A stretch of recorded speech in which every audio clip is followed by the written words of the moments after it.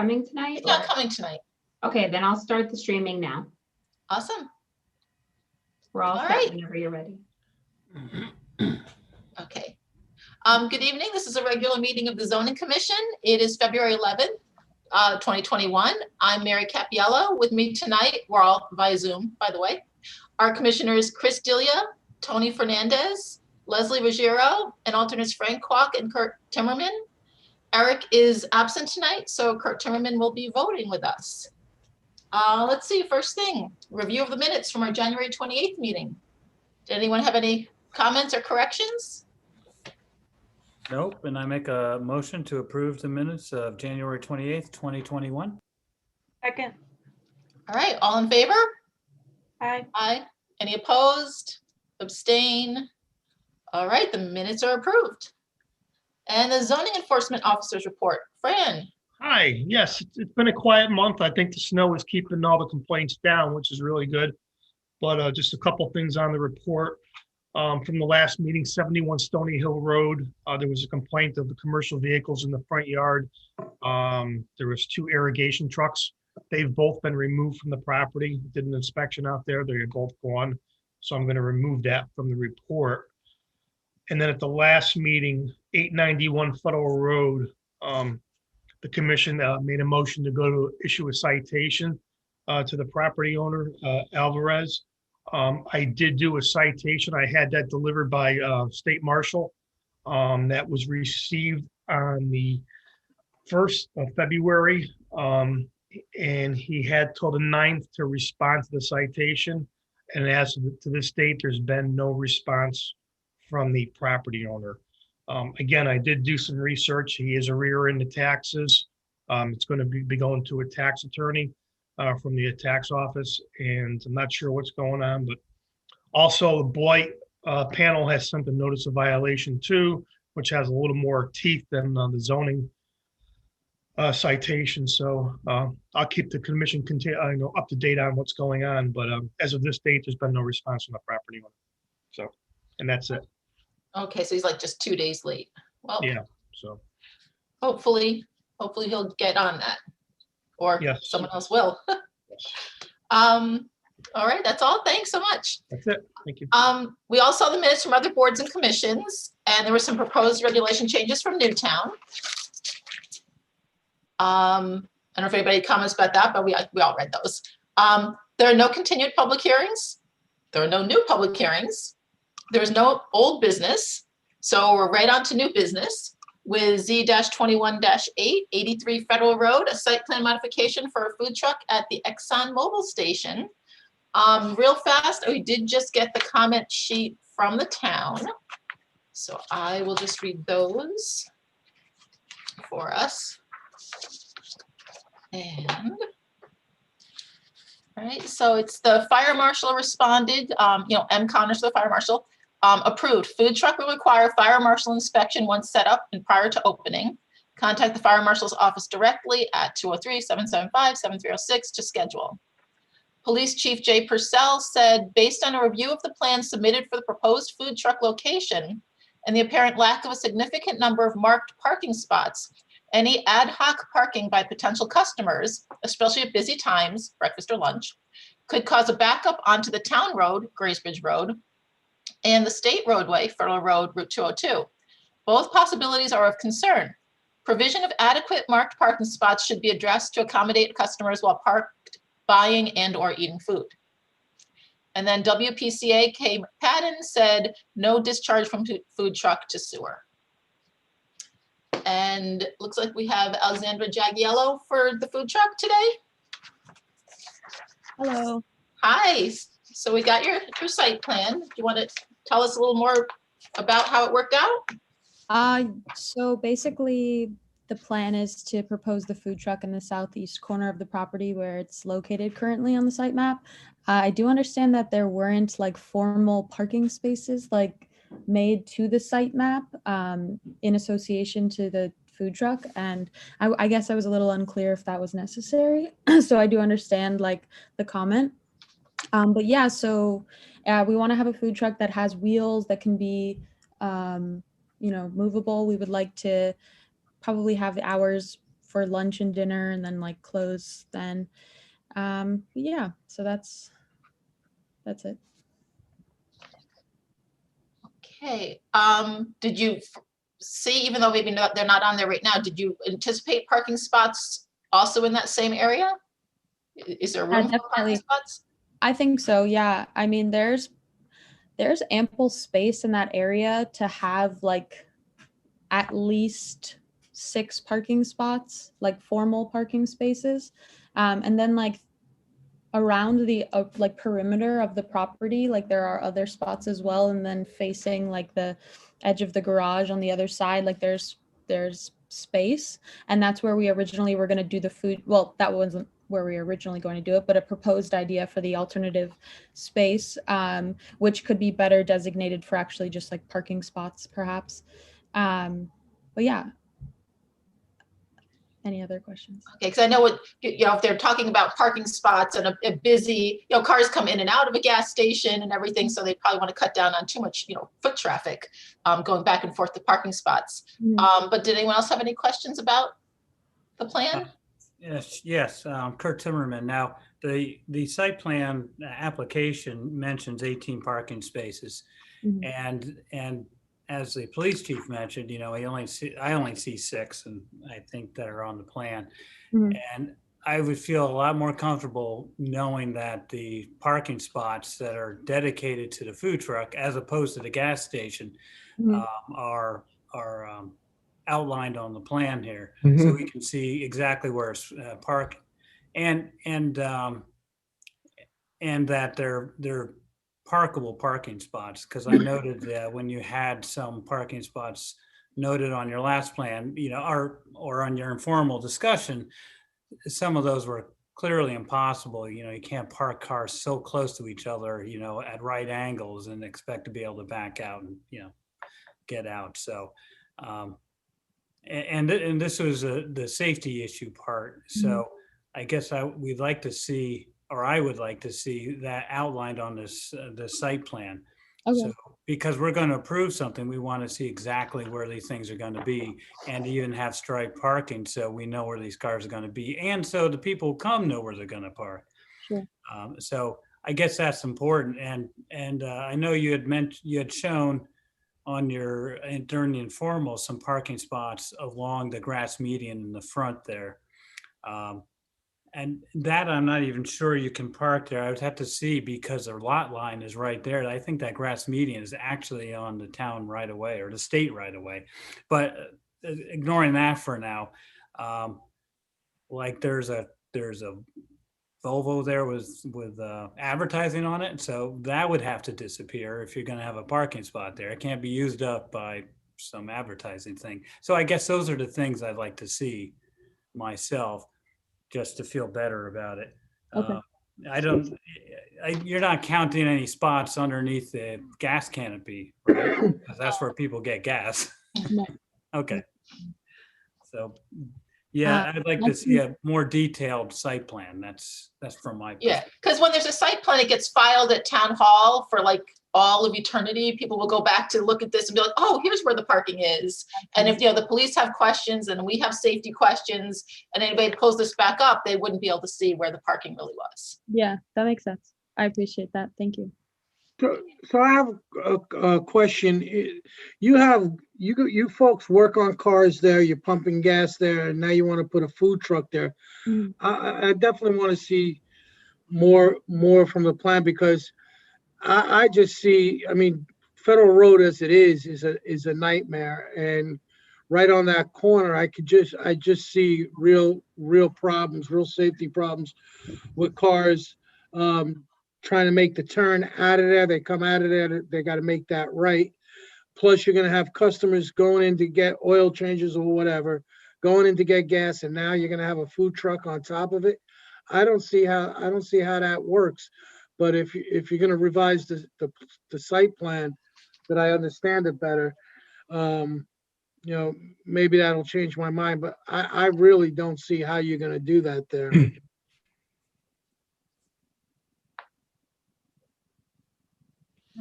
Did anyone else want to say anything?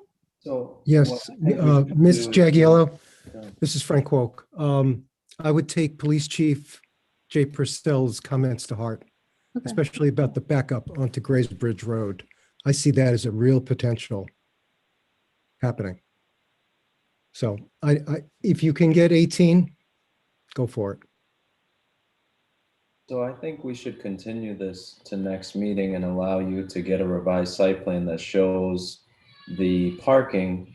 We can have it resubmitted to the police chief to get his new opinion of the revised plan. And then I think everybody would be a lot more comfortable with the safety issues if we heard the police chief give his seal of approval on it. Yep. Yeah, Exactly. definitely.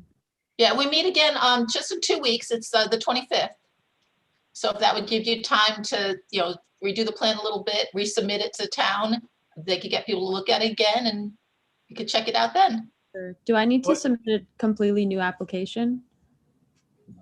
No, it's the same application. You just modify the site plan to update it for us. But one suggestion, in the truck itself, you have a like isometric view of it.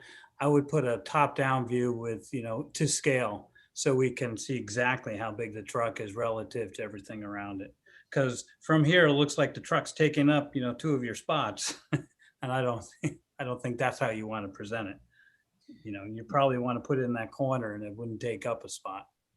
Exactly, that's what I wanted to say. It looks like if you put it in parking spot 1, filling it up that way, then you don't give up so many parking spots. What we see now isn't very clear, and it looks like we're losing a ton of parking. So a revised plan will go a very long way. Okay, thank you very much. You're welcome. All right, thanks. So we'll reconvene this in 2 weeks. Okay, sounds Okay. good. All right, thanks. Thank you. Thank you. So do we make a motion, Fran, to continue it to the next meeting? You can make a motion to continue it. Yeah, it wouldn't hurt. Okay. Okay, It's the application number here. all right, it was Z-21-8. I'll make a motion to continue application Z-21-8 to the next regular scheduled meeting. Second. All in favor? Aye. Aye.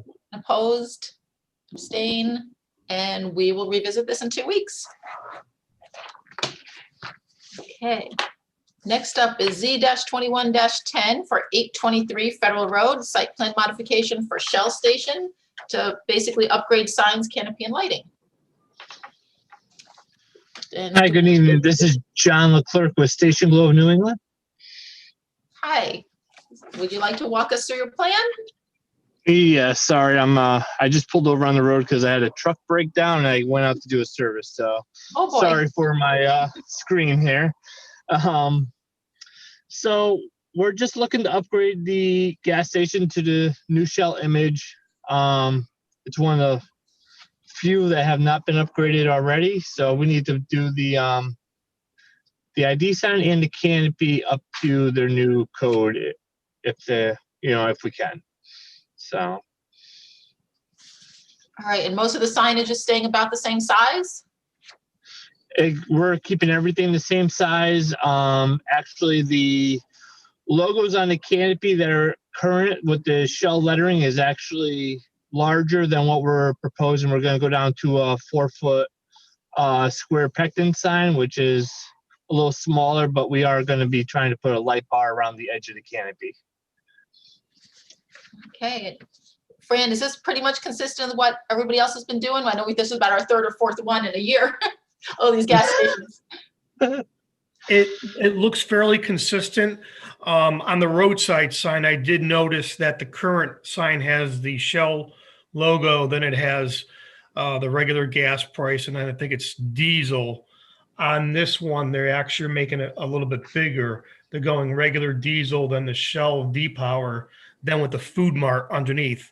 But if you look at the existing sign that's out there, there's 3 vacant spots on the roadside sign that have no writing on them at all, based on the picture that I have in front of me. So This is Kurt Timmerman. In regards to the LEDs, those 12-inch LED numbers, is that the same size as the size of the letters there now?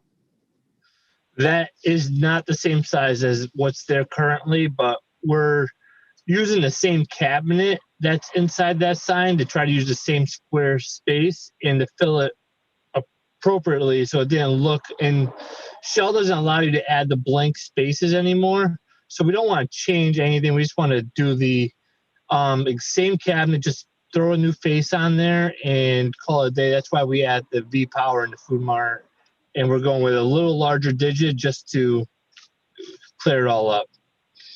Okay, I guess we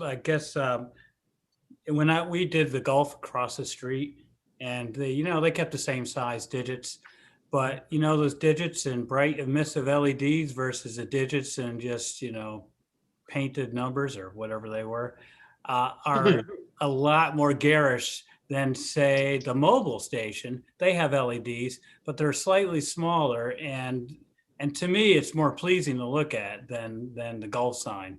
When I look at the golf sign, I'm like, oh, but the other thing I don't like the golf sign, but I do like about your sign is how thin it is, because the golf sign is fat. I don't know why it's so fat. But so that would be, is it possible to get them the same size, those digits, the same size as what mobile has? I have no idea what size mobiles are. Maybe they are. Maybe this is the same size. I'm not sure. I'm not positive either. I could take a look at that myself. And I know mobile does run a 10-inch digit, which is different than everybody else. They are the one company, because we install all the brands. We do golf, mobile, Shell, obviously, BP. We actually did the BP next door. So every brand has their digits they use. Mobile is the only one that uses a 10-inch digit, which is the happy medium, I feel everybody should be using. I agree. So I just don't know why everybody else doesn't use it. I don't know if there's some kind of rights there, what's going on, but I wish everybody used the same.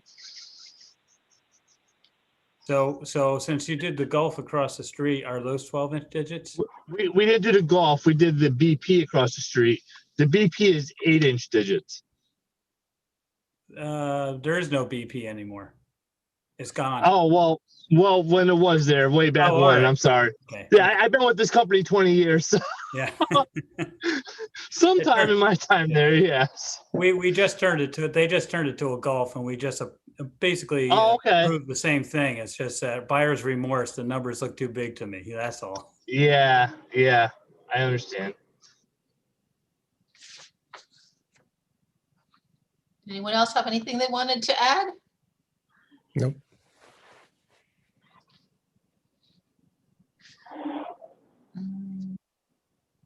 The only question I have for Fran is the each side of the road with the signage, the number of logos. Are we okay there? Because I'm gonna reiterate what was said earlier, that I just want to be fair with everyone, because we have so many gas stations at that corner. I don't want to give anybody special treatment.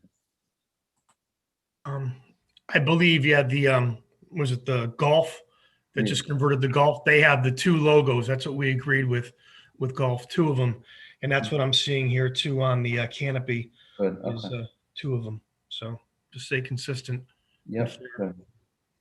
And then the sign, what's your concern, Fran, with the number of, with the V Power and the Food Mart and the logo? We're good with all that, right? Yeah, that I was just bringing it to the commission's attention. What's currently there now, again, like I said, I see a picture I have here. It's gas is at 273, and I think it's diesel at 283. But then there's three blanks below there. And on this one, I mean, they're reducing it. They're going from 3 blanks to two other ones, but the other 2 are going to have writing on them. The Shell, V Power, and the Food Mart, to indicate that there's a store in there, convenience in there. So, but otherwise, I have no problem with it. So Kurt, are you okay with the 12, or you want the applicant to look into a smaller size? If there's a smaller size available, like the mobile size 10-inch, then that I would prefer that. But if that's impossible because they don't make them for, all these places have their standards, and if they don't have a smaller standard, then that's fine. Because the other more ugly thing about that Gulf is just the thickness. It just doesn't look sleek, and this does. Well, I'm thinking about avoiding him having to come back just to tell us that 10 is possible. I'm wondering if we can approve it with that contingency of either a 10 or an 8-inch instead of a 12-inch. I don't know how the commission feels about that, but I'm just trying to streamline this so we don't have to see it again if that's our only issue. Yeah, I agree. Some motion with stipulation if possible, if it's available, then go down the next size. All right, I'm good with that. I like that better. Okay. Yeah. It, So we well, understand- we gotta define it better, and not because I'm sure it's possible. Anything's possible, but I don't know how to define it. Economically feasible. I don't know, something like that. If Shell has a standard price digits that are smaller than the currently proposed ones, think smaller than 12-inch. So then you're going by the Shell's standard design, because these would all have to be, part of their standard book, their Okay. their mark book, So Right. Craig, I you mean, I'm make, guessing since the application came in at 12 inches, that might be Shell standard. But it can't hurt to ask, if you happen to have 10 that, some of your stations still use, could you throw a 10? At that size of the cabinet, it would have to be a 12-inch. If I was to change the cabinet, it would be I could make it an 8-inch digit, but we're trying to not have to change any cabinets, any sizes that are already existing. But if that's what you guys need, I'm willing to do that for you. I mean, I'm sure the client will as well. I'll just, clarify that with them. But I mean, if we could definitely get some clarification and close this out today with 8-inch and I have to get a smaller cabinet, we'll do that. I mean, I don't have a trouble with the cabinet. And maybe the other part about is the brightness. Is that adjustable? Yes, we could dim those down. They're fully adjustable. We actually do daytime where it gets a little brighter and nighttime where they get softer. And So- is that standard practice, or do you do that as needed basis? The Shell stations actually have a built-in dimmer on their signs for day and nighttime where they do that automatically, which is Okay. an awesome feature. Yeah. All right. That it has that, then that's fine. Then I'm okay with the 12-inch because the part about the Gulf is that it's so bright all the time. When I'm driving home, like in the evening, I see it and it's still super bright. So if it dims down, based on ambient light levels, then that's good. And that's acceptable to me, for 12-inch. Well, you didn't hear from me, but if somebody programmed the remote right on the Golf, it would do the same thing. But you didn't hear that from me. Right. Does that help other people be more on board with it? Like, we can dim the light a little bit. I haven't seen it, so I really couldn't contribute to this conversation. The particulars of what Kurt is talking about is way over my head. I can't tell you the last time I've been over there at night, so I really don't know what he's mentioning. Anybody else?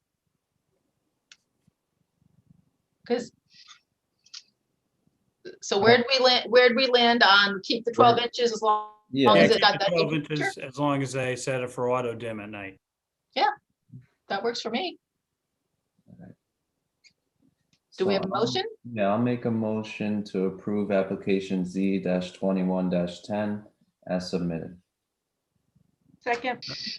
All right, all in favor? Aye. Aye. Obviously, nobody opposed because you all raised your hand for aye. And abstain, nobody. All right, awesome. Z-21-10 is approved. Thank you very much. Have a good Thanks. night, everyone. Good night. Stay safe out night. on those roads. Thank you. All right.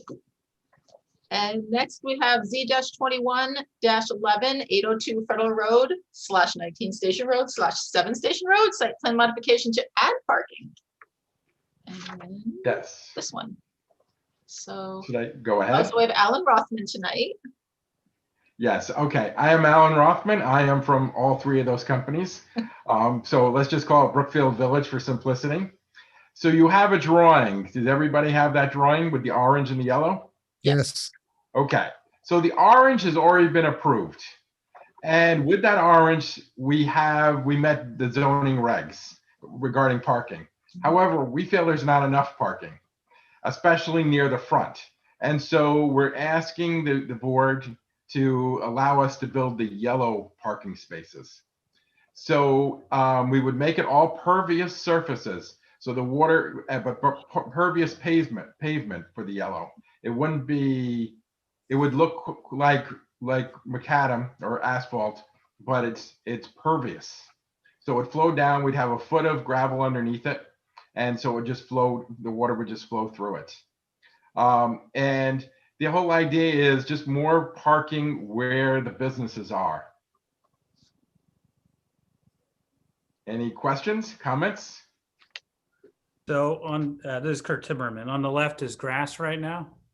If I'm looking. There is some grass there, and we would be building in the back. We'll have some more, we're talking about building trails. Right. We would have a recreation area or some kind of recreation area. We have to get that all through inland wetlands, so I can't promise you anything, but I have offered to Greg Dombowski that we would allow the trail to go through our property, the entire length of the property, which is pretty long in the back. There's 5 acres in the back. And so he was happy about that. He still has to work it out with the neighboring landowners about if the trail would work or not. And this would go with a maintenance plan to keep the pervious surface pervious, like Yes, vacuuming it or we can whatever. do that. Yeah, my only question actually was going to be about it was going to be pervious to maintain that. But I don't think anyone ever complains about a few more parking spots when they're trying to run errands. Yeah, the yellow is 23 more parking spaces. Okay. Okay. Any issues, Fran, with this? I don't think so, right? No? All right. No, it looks pretty straightforward. Does anybody want to make a motion? Sure, I'll make a motion to approve application Z-21-11, 802 Federal Road, 19 Station Road, and 7 Station Road, Brookfield Village, as submitted. I'll second. Second. Okay. All in favor? Aye. Aye. Any opposed? All right, the motion passes. Thank you very much. Thanks so much. Have a good one. You too. All right, we have Z-21-9, 115 Silvermine Road, site plan modification to install a handicapped sidewalk. All right, Hi, Shannon Young, Silvermine Development. Thank you for your time tonight. Thank you, Fran, for getting me on the agenda. And Nina. okay, great. So you want to explain the plan a little bit? Yeah, I'd love to. Very small. For the first time in a pretty long time, all of our properties on Silvermine Road are at full occupancy or are soon to be at full occupancy, which is wonderful news for the town and for our family as well. We have a situation where this property, 115 Silvermine Road, was originally built as a single tenant building. Over the years, it's been divided into 2 separate spaces, separate utilities, so on and so forth. And the last tenant that was in this portion of the building was, in a permanent sense, was Siemens Healthcare. Siemens has moved out. Another company is in their main building now and doing well. We've rented this out to a company coming over from an international company that's presently in Danbury. They manufacture packaging. As part of this process, we've discovered that this half of the building does not have a handicap accessible code compliant ramp. In previous discussions with Demi, we discovered that what was getting by as an accessible route was an overhead door in the back of the building, is not code compliant. We'd like to be compliant with the code. This is the easiest way for us to achieve that. So we plan on, there's an existing door that's on the building presently used as a fire escape. We're gonna just basically convert that to an accessible entrance. handicapped person will, come from the parking lot onto the maintained sidewalks and into the building. Okay, great. Are you working with someone to help you get through all the ADA details? Yeah, Help put it in? This section is pretty easy at this point. We just have to meet the the minimum pitch requirements and the construction requirements for that. As far as the interior fixture count and other ADA requirements, that's with the tenant working with their architect. I have not seen any drawings yet as to what their plans are inside the building, but through striping, and I think we already meet our requirements, and then we will once we put the sidewalk in. I don't know if that was the direct question that you were asking. Yeah, that's good. Yeah. Any concerns or issues, Fran? No, pretty straightforward. I'll make a motion to approve application Z-21-9 as submitted. Second. All right, all in favor? Aye. Okay, Thank you. Thank you. all right. Thanks a Good lot. night. Good night. Good night. That was a very fast zoning meeting. I was gonna say, I've seen a lot of them before, not recently, but I don't know what you guys are doing, but that was maybe one for the record books. It's all me. No. It's all Mary. That's right. Nice job, Mary. Good night. Thank you again. Good teamwork. Bye-bye. Good night.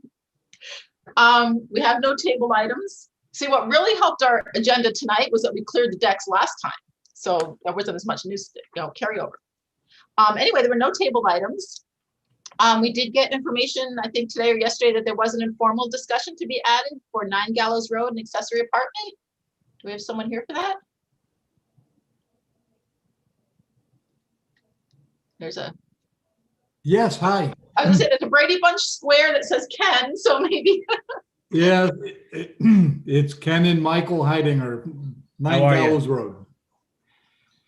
So, All right, so you have the floor. What would you like to talk about? So recently, I found out that there was an apartment that was applied for a couple weeks ago that was over 800 square feet, or something along those lines. Previously, I was informed that not sidewalks, hallways, closets, and bathrooms were not included in living space for square footage. I have a structure. It's a 4-car tandem garage. The footprint is 40 by 26 square feet. So that's 1,000 square feet roughly as a footprint. And it's a 2-story already that I was looking to finish. so this is this is Ken Heidinger. We're looking for a home for a long time. That was a ranch that we could grow older in, and also build an apartment for our son to live near us, to take care of us as we got older. We found 9 Gallows Road, which we love. It does have 2 separate buildings.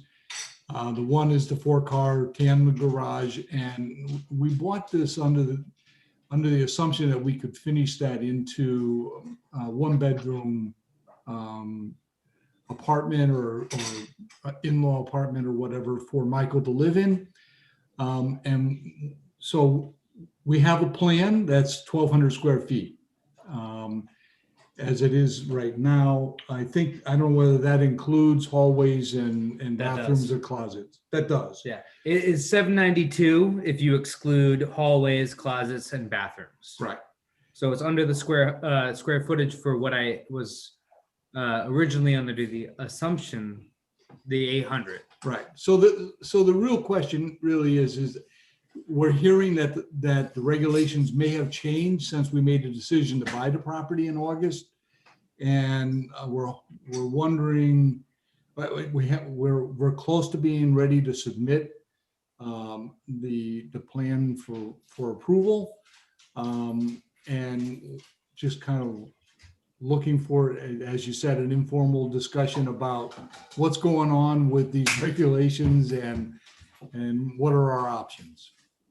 Okay, well, there was one recently that was over 800 square feet, but we made them go back and rework it because the rule is still 800 square feet. So that 792 would work if that's, you know, if it comes in really at 792. Oh, but Mary, it wouldn't, because if our regulations, they changed back in, what was it 2019, 18, something like that? Yeah, something like that. And it used to be that what you thought, where it was just hallways and the classes weren't included, the actual limitation was only 680 feet. And so it was very difficult to, try to calculate living space versus closets and all that. So when we made a change to all the regs and came out with new ones, we decided it's just much easier to do the footprint of the area that you're going to have as an apartment and just raise the limit to 800 from 680. And so that way, we don't have to try to figure out, or nobody's got to try to figure out all those calculations. And so that's where this discrepancy happened, or this misunderstanding happened with the other applicant, and I guess with you guys too. And so you'd have to look at the footprint of what you have, and it's got to be 800 feet or less of the rooms that you're going to use. And I guess the question is that a one-story garage, or is that like a two-story garage? It's a 4-car tandem garage with a loft. So it is two levels today. And we're not actually asking to change the footprint of the building. The building exists, and we're just looking, and it has, as when it was built, it has electricity. It has a water line running to it. It has a septic system from the building already, which is already approved by the state for the communal. For centralized system. Yep. So, what I guess we're asking is, is there a way for us without, from the exterior, the difference between finishing it to 800 finished square feet or 1,200 finished square feet looks the same from the exterior. It changes no footprint on the property or the power, water, or septic services to that separate building. So, I mean, what we'd like to do is submit our plan as is and have you review it and kind of talk through if there's a way for us to get a variance to do that. Okay, so you're right about a variance. That would be the Zoning Board of Appeals, which is a different board or different, and you'd have to go to them first to get the variance. Say you want 1,000 square feet or whatever it is, you'd have to get the variance for 200 above that 800, and then you would come back to us with the plan for an accessory apartment with variance in hand, saying, hey, we got our variance, so we don't have to abide by that, and we'd like to do accessory apartment. So that's the path you would take. So I would suggest going to the ZBA first, and maybe even having an informal saying, hey, the building exists, and this, it's not going to get any smaller. What you are describing the house is now is almost like a guest house, which is a place that you don't rent and has everything but a kitchen. And then adding the kitchen makes it basically an accessory apartment. So you have to understand the reasons or what we're trying to achieve with accessory apartments in a residential zone is to have it still look like a single residence property which it would, I can understand that. It's it looks like an out garage. So, so that's what I would suggest. Okay, so does it make any sense for us to submit our application? Have you review it just to make sure that we really do need a variance?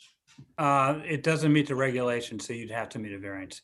Anything above 800 square feet, if you draw a line around the area that you're going to live in, including all closets and everything else, if that is over 800, we can't approve it because it doesn't meet our regulations. We can only approve what's in the regs.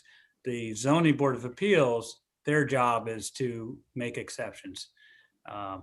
And so you'd have to go to them first. If you brought it to us, we'd say, hey, you need a variance, and we could either deny it or continue until you got one, where you wouldn't know if you'd get a variance. So it would be best to go to the ZBA first. Okay. I appreciate that guidance. Thank you. I would talk with Fran to, show how we, like on the last application, how we had them draw a line around the area and calculate the square footage on the inside of that line. But if you have an architect or something, they can, do the same thing.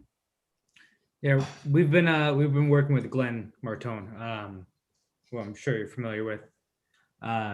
The question, you mentioned something about whether or not it had a kitchen or not. Adding that kitchen makes it an accessory apartment, or rather an accessory apartment has a kitchen, a bedroom, a bathroom, and some sort of living area. Okay. Yeah, and it's for rent. So what if it's not for rent and has a kitchen, a bedroom, and a bathroom? That's still an accessory apartment? Well, that's sort of a fuzzy area because we've had, not applications, but instances where people on the lake might have a kitchen in their lower level to, so they don't have to go all the way up to the upper level in order to cook and go out to the lake and stuff. And it's not meant to be rented or anything else. And the other thing about accessory apartments, they have to have a separate entrance from the main dwelling. Now, in this case, it's a separate building, so, well, that makes it easy.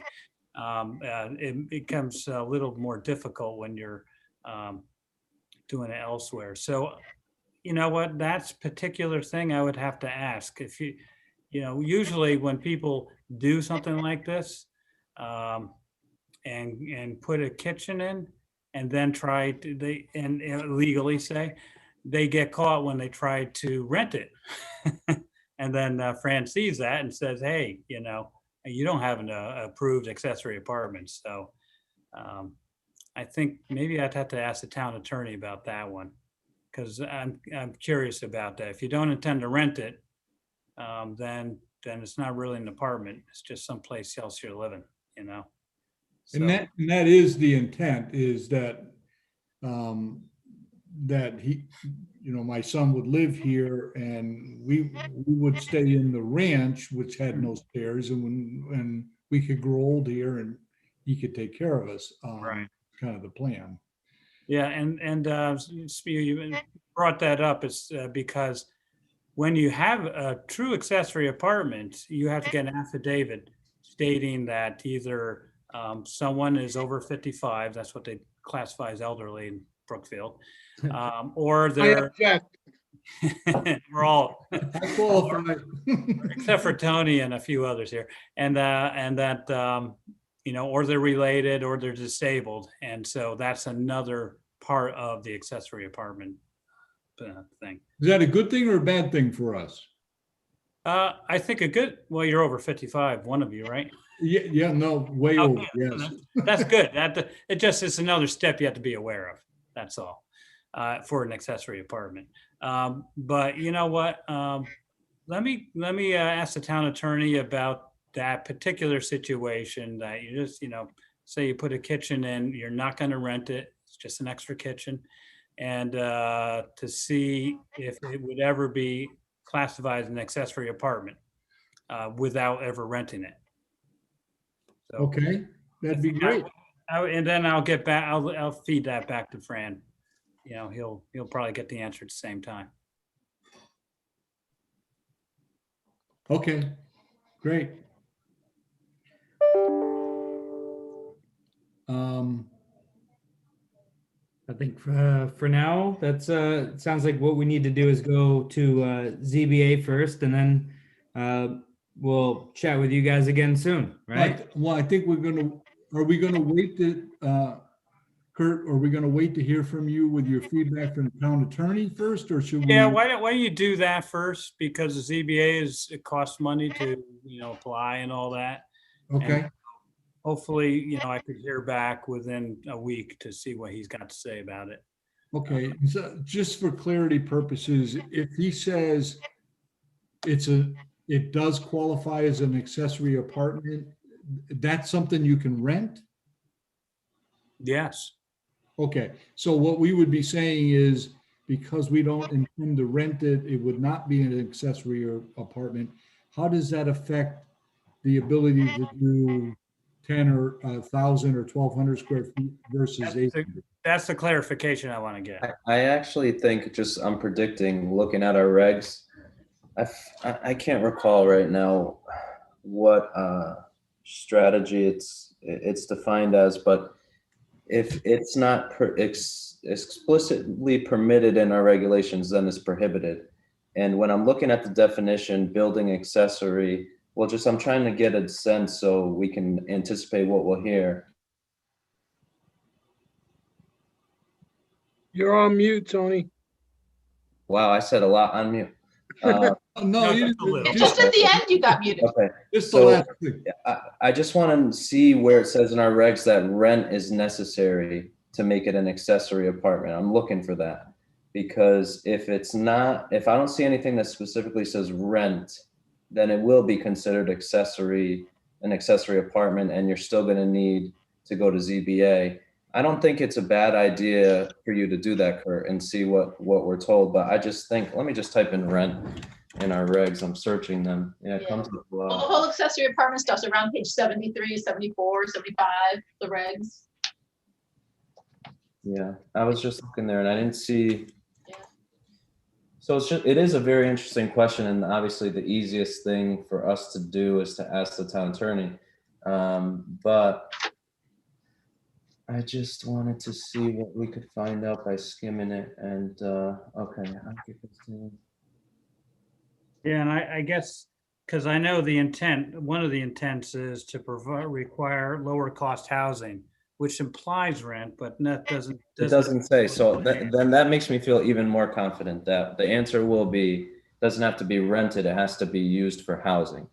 So if you're living there, you're using it as housing. So you can decide what you want to do. I mean, Kurt, if you want to ask, but I really anticipate that the answer will be you have to go to ZBA. And that's the easiest thing, because they're going to give you the yes or no. You have more square footage. So that's what I would say. And maybe somebody else can tell me if I'm being too cautious about it, but I just know when we reach out to the town attorney, the town always has to pay. So I'm always hesitant to do that for that reason. And maybe I'm too cheap and somebody needs to smack me, but that's Well, I guess it's only because accessory apartments is sort of a hot button issue. okay. So we'll get clarification and we'll know. Yeah. And possibly we would also amend our regulations to make it clear. So I like that. I always like to, if we can clear up a gray area in the regs, I like to do that. So, all right, let's make that the plan, and we'll talk with the town attorney, and Kurt, we'll trust you to handle that, and it's in good hands there. So, applicants or potential applicants, why don't you wait to hear what we find out from the town attorney, and Fran will communicate that with you. Perfect. We appreciate that. Okay. All right, sounds like a plan. And Fran, always good to hear from you. Thank you. All right.